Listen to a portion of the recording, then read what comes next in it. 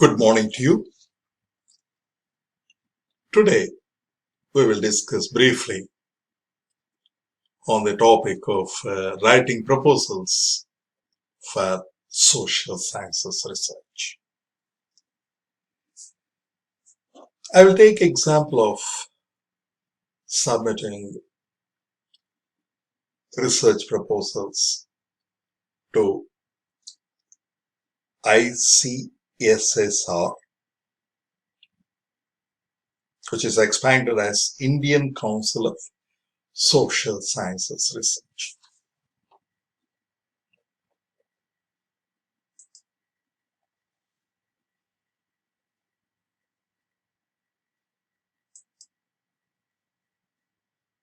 There are many schemes and you may choose any one of them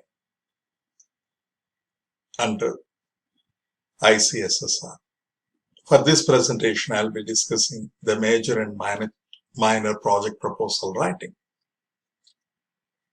However, the basic philosophy of presentation of proposals remain similar for other funding agencies such as UGC, BBT and other organizations.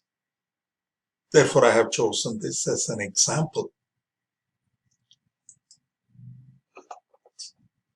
The objectives of the presentation is,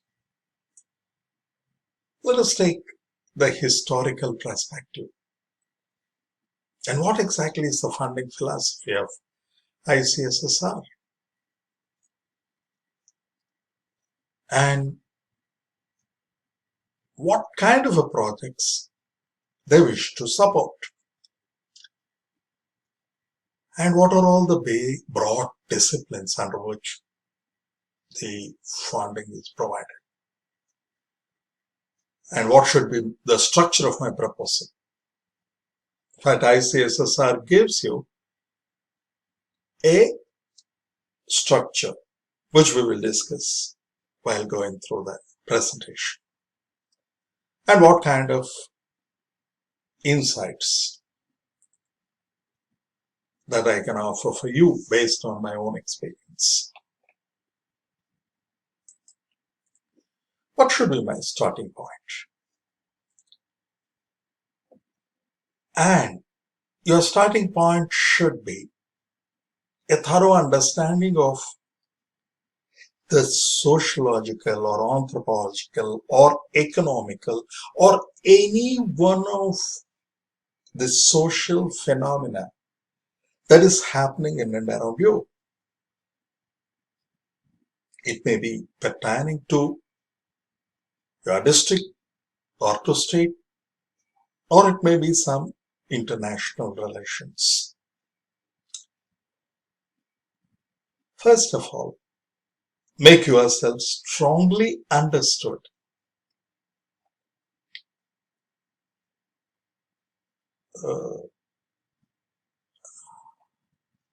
You should understand the topic. What exactly really fascinates you?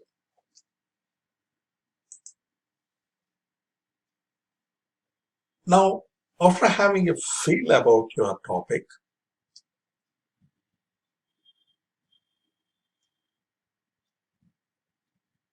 let me give you some idea about the funding philosophy. From the inception, ICSSR was headed by scholars of great repute. And there are 1,300 completed research projects. And you have extensive bibliographic services provided to the researchers. And this is important because it may not be available everywhere.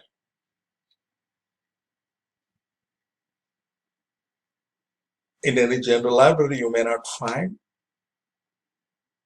what you require there. Now let me give you some idea about Professor Andre Bentley, who has told that knowledge, I have added social sciences, is created by discussion, debates, and arguments, rather than in an orderly fashion. It is not a linear process. Topics should rise debates and arguments to find a policy to solutions to dilemmas faced in social sciences. This is a very important point that he is making, that you should be able to really understand what kind of dilemmas are happening at the intersection of sociological, anthropological, economic, biological, and climate-related areas that intersect in order to give rise to some kind of policy recommendations so that the society will be better than what it is. Now, some facts I would like to share with you. The research grant is direct financial support to the research projects undertaken by the Indian social scientists. What does it mean? This means it will be directly provided to the social scientists. They may be professors who are less than 70 years or civil servants, both current and retired. This is very important because much of the research in Indian anthropology was conducted by ICS officers before independence. Therefore, the focus is mostly on the individual competence to address the social issues and provide research output. Now, there are 3 dimensions of research that is given in the website. The first one is theoretical rigor. You have to have an extensive study on the issues. Probably it may not be in your district or university or in the international relations. And there should be a conceptual clarity for you. What kind of a theoretical stream you are undertaking, you should know clearly. And most important, the methodological basis. If these 3 things are combined, and it should give rise to policy implications. What is the present policy? If it is present, if the present policy is present, what kind of changes you can do? Therefore, there is a strong emphasis on methodology that leads to policy recommendations or guidelines for the center, state, or other institutions. I wish you to go through the video of Andre Bettel, his talk at Azim Premji University on democracy of our times. By listening to his talk, you will have a feel of how the social scientists address some of the major burning issues of the country.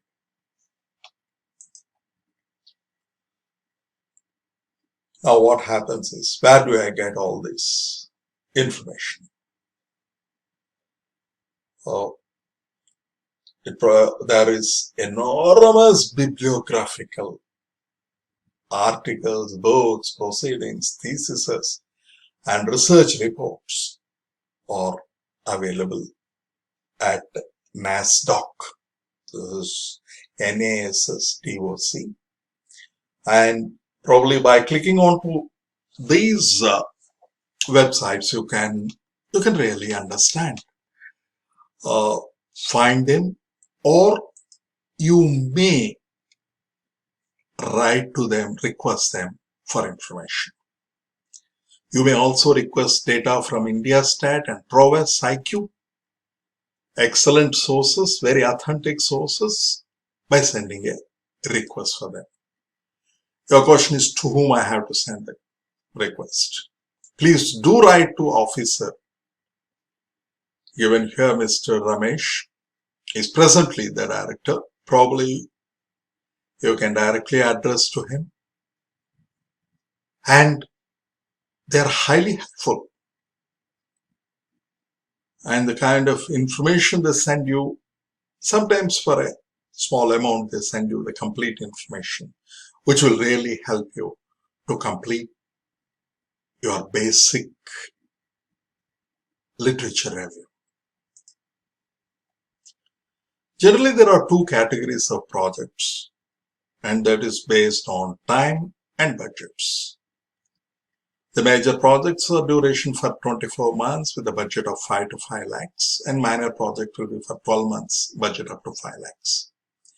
The different heads of your project and budget details are given in the website. Remember, you need to check your accounts by a chartered accountant, and you need not go through your own university procedures, but for the customary approvals. The professor, known as the director, who is applying will get the money in his name, and accounts to be handled according to the various norms given by the government. Please do not include any item of capital nature. It is for the institute to provide.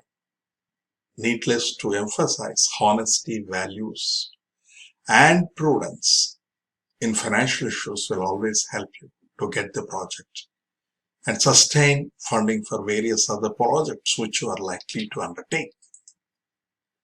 The broad disciplines under which you can get funding is on sociology and social anthropology, political science, public administration, economics, international studies, social geography and population studies, social psychology, commerce and management, education, social linguistics, socio-cultural studies, law, international law, and national security and strategic studies, and various other allied social sciences disciplines such as library, social work, media studies, health studies, gender studies, social history, and environmental studies, diaspora studies. You name the important discipline, you will find all of them over here.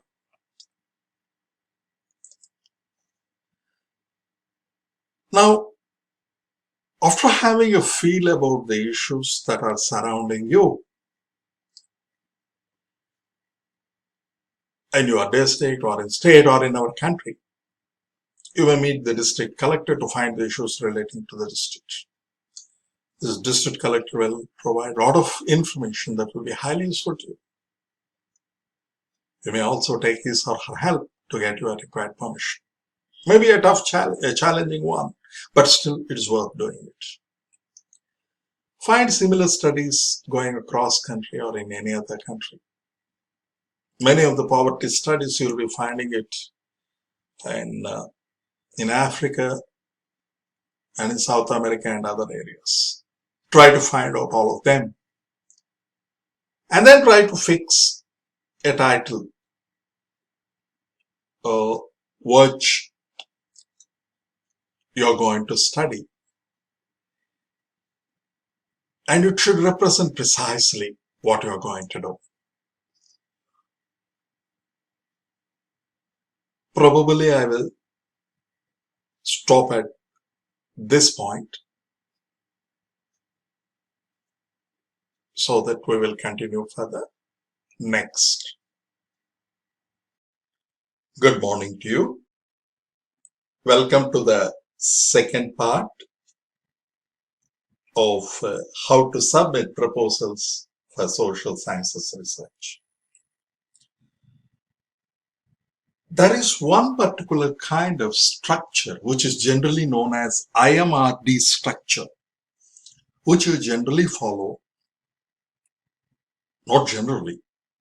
Almost 99% of the medical journals follow this process. And I found it to be very effective while writing your proposals. Now, generally you start with the title, But don't think that the title is going to be fine. You have to go for many iterations in order to see that the title clearly represents what work you are going to perform. Therefore, the abstract really, you write a small starting abstract which should invite the people to search your project, and number two, you should be visible. Therefore, you will be inviting them to inviting them to read or evaluate your project. And identify the keywords and then keep them aside for some time and then go to the introduction part. The introduction should give you what is the context for this project and how it fits with the studies that has already happened in this particular area. Therefore, in literature review, you have to find out a large number of review papers, select most important papers in India, in our country, and some of the international papers. And when you fit in where exactly your research is going to fit in this particular kind of a research map that is already available for the topic you have chosen. This is very important. I'll give you an idea how you have to go and fix this particular thing little later. Therefore, the introduction clearly gives you why you have to do this, why you are here, and what is the research question. This is very important.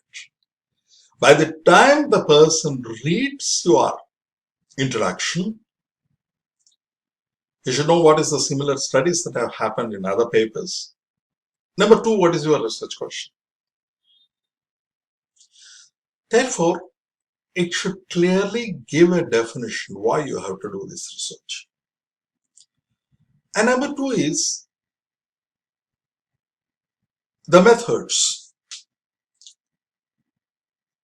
What we did, or you as a researchers did, or planning to do in order to answer the research question.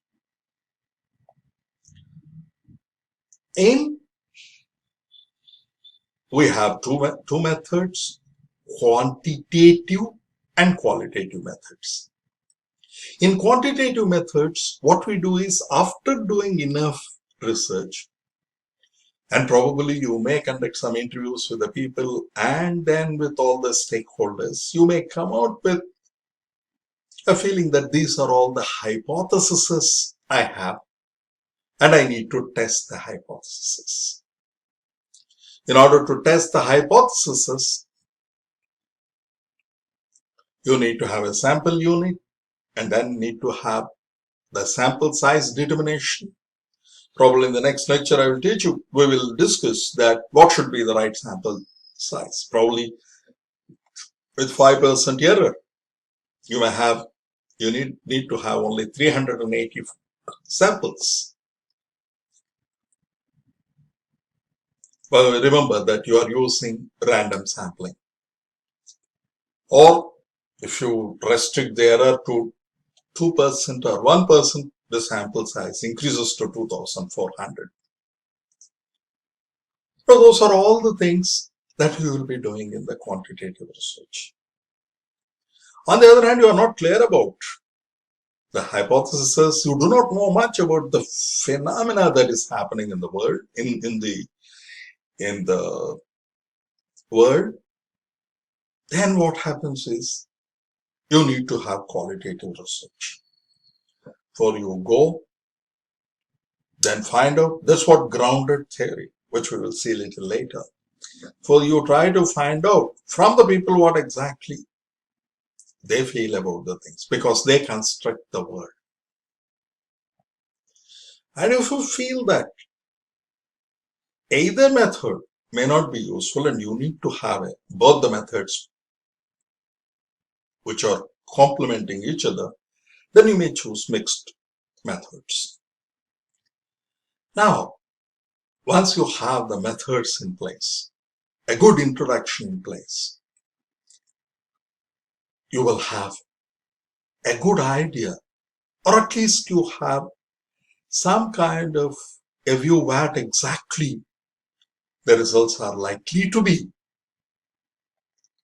This gives you what is likely to be impact on the literature. That means how much value you add for the academic world or for the methodological rigor. For example, you may conduct actor network theory, which will be excellent tool for you to understand certain organizational processes, which has not been attempted in majority of, may not be feasible, but it is less attempted tool in our country.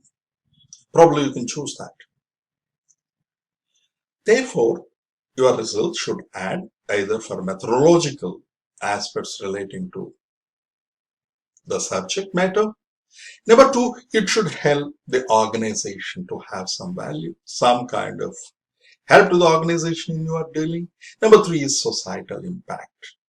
Now, what kind of a societal impact your report is likely to create if you convert your research into a policy recommendation? This is very important. In fact, there are two questions specifically which addresses these two areas. And you should also be clear where exactly you are going to publish your work. This is very important because unless you are very clear where this your topic or your subject is going to fit in, you will not be able to really, you'll be just going and doing research. Therefore, identify 3 to 4 journals where you can publish your work. These are all the things it should happen before starting, and while giving the proposal.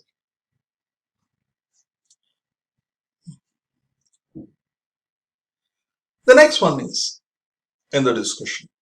Probably you may not go for this step while doing the proposals, but still you should have a good feel about the policy implications. Probably you can say that this is exactly the policy presently being adopted. Probably this study may add value in these areas. And then most important is your references. To a large extent, this particular kind of a paradigm have helped, especially in medical research, to come out with excellent reports. If you read BMJ, Lancet, you will find the same structure being followed. But remember, we cannot have an extreme structured approach, and we need to have a different philosophy while addressing issues in social science. We will discuss that in the sections that follow. Now, proposal guidelines. You should have an abstract for 200 words, introduction for the proposed study 200 words, major research works. These proposals in the words, you should have a clear, the limit should not cross 200 words. And you should have a duration of the study and successive monthly milestones being set for it. Therefore, better to have a Gantt chart. And this Gantt chart should give you various steps and the time and what kind of output you are likely to give within the period of 9 months or 12 months or 24 months as given by the major and minor projects. If you can think of all the possible ways that this particular project you can definitely discuss with some senior researchers on how you have to plan the successive monthly milestones and what is doable. And keep always the references. In addition, you need to prepare 5,000 words detailed proposal. But what I suggest is prepare the entire 5,000 words to a large extent. Then take out from that the 1,800 words that you have to submit. And then go on refining your 5,000 words until you get a call from ICSSR, which is generally asking you to give. Now you need not go to Delhi. You can be here and then answer. But exactly, I don't know the procedures now after the COVID and other areas. But be ready with your 5,000 word proposal and a PowerPoint presentation on how you are going to do the research and all the other. Good morning to you. This is third segment of the lecture on how to write proposals in social sciences. One of the most important aspects is how do I search for the topics or the subject topics which I have identified within my ambit. Now, one of the great tools which I always refer to my students is semanticscholar.org. It is an artificial intelligence enabled tool which provides you a lot of information. For example, it will give you how recent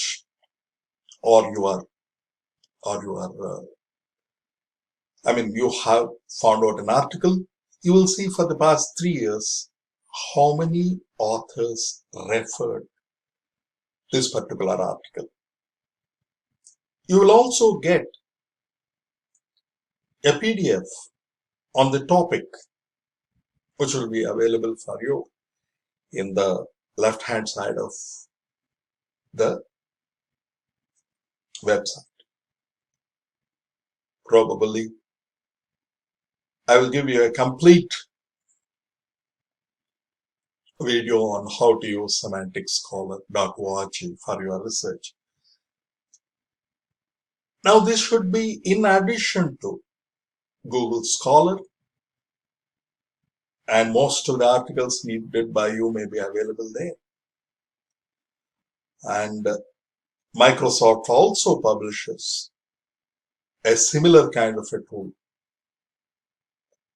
which Research Microsoft is the website, and you can definitely, these 3 repositories should be able to give you a feel of research that is happening already in your area of research. And they are classified by various matrices so that you will have a feel of the seminal articles in your area. That means they are published before 20 to 30 years, even 50 years.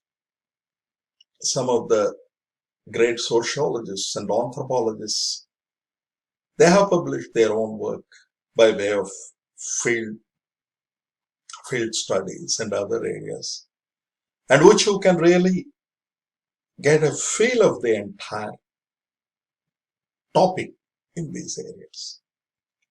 And another source which I feel you should use is WorldCat, C-A-T is catalog.org. I think this is one of the finest tools which has membership of almost all the universities in the world. And you will find enormous kind of artificial intelligence tools to help you to come to understand what exactly is your topic in the scheme of things. Therefore, you know what is the first article that is published? Semantic Scholar will give you the first article is published in 1951, and then it will show you every year how many articles are being published by way of a graph. You can click on to each one of them, then you can know how burning the topic is. For example, if the number of papers are increasing to the extent of 20, 40, 50,000 by year 2020, you might be wondering what exactly in 2020 so many papers published. Even advanced papers are also being shown there. Therefore, you get data from the Semantic Scholar, go to worldcat.organization in order to know the different kind of resources in different libraries, all textbooks, CDs, then monographs. Everything is available on the topic will be available there in worldcat.org. Now, this kind of a fortification of yourself with the literature review will empower you to a large extent. You'll grow in confidence in your topic. One question is your topic still relevant? The answer is yes, because if you can show the graph that how many papers are published in your area, then you can definitely show them that the recency of your research work and importance of the research work. Therefore, this is one of the very important tools that you can use. Now, next one. In the WorldCat also, you will get, for example, you have identified one of the author, Metron, and then you put Metron over here. Then it will show you who are all the people who have influenced Metron, or here they have told Agatha Christie, shown Agatha Christie, and who are all the people who have influenced Agatha Christie and people who are influenced by her. By looking at the map, you clearly know who all Agatha Christie has referred in her works. And who are all the people who have researchers who used Agatha Christie's ideas. Similarly, you can keep a map and which you put yourself in the middle. And then what are all the people who have influenced you to write this proposal, and then say that probably more number of researchers in which areas are likely to cite your papers. For this, you have to clearly know the likely journals which are going to publish your topic. Therefore, while doing your literature review, you identify those topics and those authors. And many a times, I have seen in my own experience that 60% of the authors will positively reply for you unless he is very busy by way of sharing his work. And if you send your abstract and some of the research methodology you are going to use, they'll be very glad to offer their own work to be cited by you. You know very well that you can maximum take 49 words from anybody within quotes. Or else if you go beyond 49 words, you have to necessarily take his permission. But always better to write them that you are going to use his or her work in your proposal or work. Sometimes you can request them to be part of the research program. Some of the senior most authors will be very glad to join with you, and which adds value to your proposal. Can you imagine somebody like Abhijit Banerjee, Professor Abhijit Banerjee, joining with you in order to write your paper? Some of the researchers did succeed by writing directly to them, by reading their work, and by it is constant, it is great hard work. But with the help of the tools available, you can make more effective. Now, one other question that generally comes through the mind of this project proposal writing is, how many objectives I can have? See, the objective should not be, breaking down them into smaller segments, finding out demographic characteristics, finding social characteristics, and then just really given one single sentence, demographic, social, all the other in one single sentence. Every objective should have a clear deliverable. In your method, it should get reflected, and it should reflect in your results and in your discussion. Therefore, you have to be very clear in defining your objectives. And you cannot have more than 3 to 4 objectives. It is better to restrict to 3 to 4 so that you will be more focused on those areas. If you have a large number of objectives, you will lose focus. If you have only one objective, I think it may become a paper for publication rather than to be a research for which you require funding. Therefore, the people who are giving you fund or very busy professors, and especially in ICSSR, you will have senior professors coming there. Therefore, you have to be very clear about what broad subject area under which you are coming. In economics, then developmental economics. Then you have this classification. Once you have the classification very clear, take the help of the librarian in your college. He will help you how to identify the classification. Or you can definitely go through the web in order to find out the various classifications that are available for economic topics. Therefore, like that, you have topics that are classified under various subjects. You have to be very clear under what area it is coming, and you have to be very specific in that, so that when you send your proposal and they are the first, there is one filtration, and then it will be sent to a committee, and the committee consists of experts. They will give their comments. It is a journey, and sometimes you go for your proposal presentation. The comments given by you will help you to a large extent to prepare another proposal. And the same proposal you refine and then do it for the other organization or for other funding. You can't expect funding for the first time. For this, it is a continuous process rather than a one single kind of an activity. Therefore, objectives, try to keep them within the limits. And next thing is, what framework should I choose? This is very important in your research design. And Creswell, 2007, he has written an extraordinary book on research design. I wish all of you to go through that. See, what is your worldview you have to give in your methodological part?